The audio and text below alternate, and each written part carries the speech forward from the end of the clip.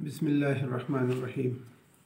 حضرات آج مختصر بخاری شریف کی کتاب الاذان میں سے ایک حدیث کا مطالعہ کریں گے،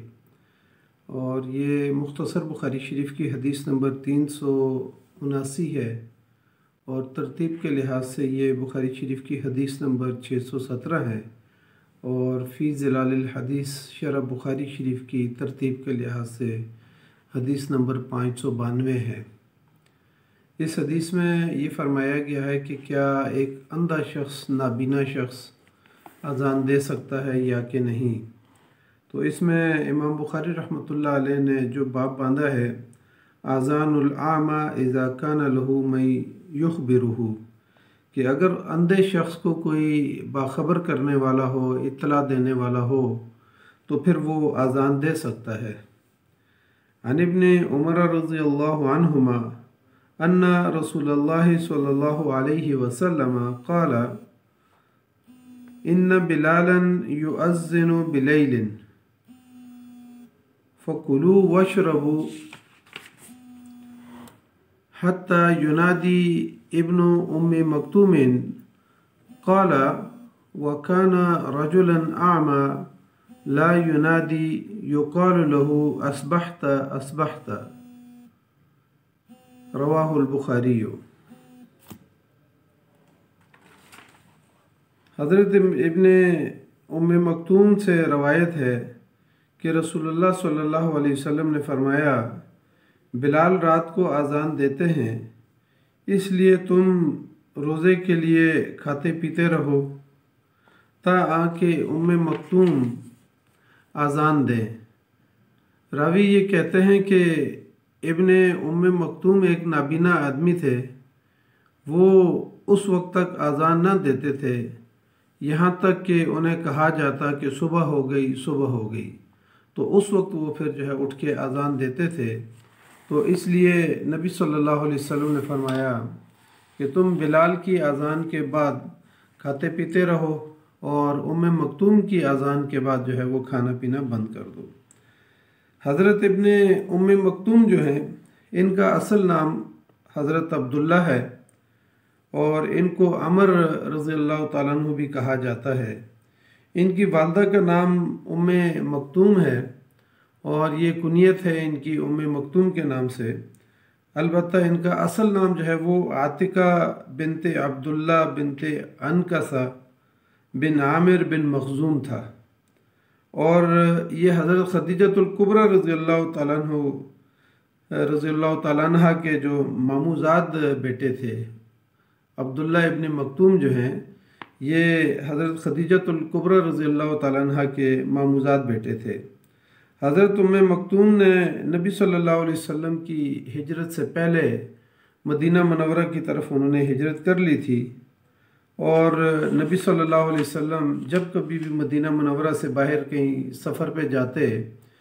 تو حضرت عبداللہ ابن ام مکتوم کو اپنا خلیفہ بنا کے جاتے، اور روایات کے اندر آتا ہے کہ کوئی 13 مرتبہ نبی صلی اللہ علیہ وسلم نے ان کو اپنا خلیفہ بنایا۔ اسی طرح یہ جنگ قادسیہ میں جہاد کے لیے شریک ہوئے، اور جنگ قادسیہ میں ہی علم ان کے ہاتھ میں تھا، اور وہیں پہ یہ شہید ہوئے۔ نبی صلی اللہ علیہ وسلم کے مؤذنین میں 3 مؤذن جو ہے وہ مشہور ہیں، ان میں حضرت بلال رضی اللہ تعالیٰ عنہ، اور اسی طرح عبداللہ ابن مکتوم ام مکتوم رضی اللہ تعالیٰ عنہ، اور حضرت ابو محذورہ رضی اللہ تعالیٰ عنہ۔ اب یہ حضرت ابو محذورہ رضی اللہ تعالیٰ عنہ جو ہیں، یہ مکہ مکرمہ میں نبی صلی اللہ علیہ وسلم نے ان کو اذان کے لیے مقرر فرمایا تھا، جبکہ حضرت بلال رضی اللہ تعالیٰ عنہ اور حضرت عبداللہ ابن ام مکتوم یہ دونوں جو ہیں مدینہ منورہ میں تھے۔ اس حدیث سے یہ بات بھی ثابت ہوتی ہے کہ حضرت بلال رضی اللہ تعالیٰ عنہ رات میں اذان دیتے تھے، اور تاکہ لوگ تہجد کے لیے بیدار ہو جائیں اور سحری کے لیے بیدار ہو جائیں، تو اس لیے آپ صلی اللہ علیہ وسلم نے فرمایا کہ بلال جب اذان دے تو تمہیں کھانے پینے سے رکنا نہیں چاہیے، بلکہ تم سحری کے لیے کھانا پینا کر سکتے ہو۔ اور جب عبداللہ ابن ام مکتوم کی اذان سن لیں تو پھر چونکہ وہ نابینا شخص ہے اور اس کو کوئی بتاتا ہے کہ فجر ہو گئی تو اس کے بعد وہ اذان دیتے ہیں، اور کبھی ان سے یہ غلطی نہیں ہوئی کہ انہوں نے وقت سے پہلے اذان دے دی ہو۔ تو اس لیے صحابہ اکرام جو ہے نا موجود ہوتے تھے اور وہ ان کو بتا دیتے تھے کہ فجر کی اذان کا وقت ہو گیا، اور وہ اٹھ کے اذان دے دیتے تھے۔ اور نبی صلی اللہ علیہ وسلم نے منع فرمایا کہ جب وہ اذان دے دیں تو اس کے بعد کھانے پینے سے رک جاؤ۔ اس حدیث سے یہ بات بھی ثابت ہوتی ہے کہ نابینا شخص جو ہے وہ اذان دے سکتا ہے، بشرطے کہ اس کے پاس کوئی موجود ہو جو اس کو اذان کے وقت کے بارے میں بتا دے کہ اذان کا وقت جو ہے نا داخل ہو گیا ہے، نماز کا وقت داخل ہو گیا، اذان دے دیں۔ تو اس موقع پر چاہے وہ فجر کی اذان ہو یا کوئی دوسری اذان ہو، تو اگر پاس کوئی بتانے والا موجود ہے تو پھر اس موقع پہ وہ اذان دے سکتے ہیں۔ لیکن اگر وہاں موجود کوئی بھی نہیں ہے تو پھر اس موقع پہ اس کو اذان دینا مناسب نہیں ہے، کیونکہ وہ اس میں کوتاہی ہو سکتی ہے، غلطی ہو سکتی ہے۔ اس حدیث سے یہ بات بھی ثابت ہوتی ہے کہ جس طریقے سے حضرت عبداللہ ابن ام مکتوم صحابہ اکرام کی آواز کو پہچان کے کہ اصبحت اصبحت، یہ کہ صبح ہو گئی صبح ہو گئی، اور پھر وہ اذان دے دیتے تھے۔ تو اس حدیث سے محدثین نے ایک نقطہ یہ بھی نکالا ہے کہ اگر کوئی نابینا شخص ہو اور اس کے سامنے کوئی شخص آ کے کسی بات کا گواہی دے یا اقرار کرے اور وہ اس کی آواز کو پہچانتا ہو، تو اگر وہ آواز کو پہچانتا ہے اور اس کے بعد وہ شخص منکر ہو جائے اور یہ گواہی دے کہ اس نے میرے سامنے اس بات کا اقرار کیا ہے، تو عدالت کے اندر اس کی گواہی کو قبول کیا جائے گا۔ یعنی اس نابینا شخص کی گواہی کو بھی قبول کیا جائے گا کہ فلاں شخص نے میرے سامنے آ کے اس بات کا اقرار کیا ہے اور وہ اس کی آواز کو پہچانتا ہے۔ تو محدثین نے یہ بات لکھی ہے کہ ایسی جگہ پر جو ہے نا اس نابینا شخص کی گواہی کو بھی قبول کیا جائے گا۔ اسی طریقے سے اس حدیث سے یہ بات بھی سامنے آتی ہے، ویسے تو نبی صلی اللہ علیہ وسلم نے کسی کے عیب کو بیان کرنا اور کسی کی تحقیر کو جو ہے نا بیان کرنا سخت منع کیا ہے، اور کسی کے بارے میں کچھ جملے جو ہے نا کہہ دینا کہ وہ معذور ہے یا اس طریقے سے کچھ پست قد ہے یا کچھ اور اس کے اندر اگر عیب ہے تو اس کے لیے تو سخت تاکید کی گئی ہے کہ آپ اس کو جو ہے نا ملامت نہیں کریں گے۔ لیکن اگر بوقت ضرورت کہیں عدالت کے اندر یا کسی جگہ پر اس کا کوئی عیب بیان کرنا ضروری ہو تو اس موقع پہ وہ عیب اس کی تعریف بن جاتا ہے، تو اس وجہ سے جو ہے نا یعنی اس عیب کو بیان کیا جا سکتا ہے۔ مثلا یہاں پر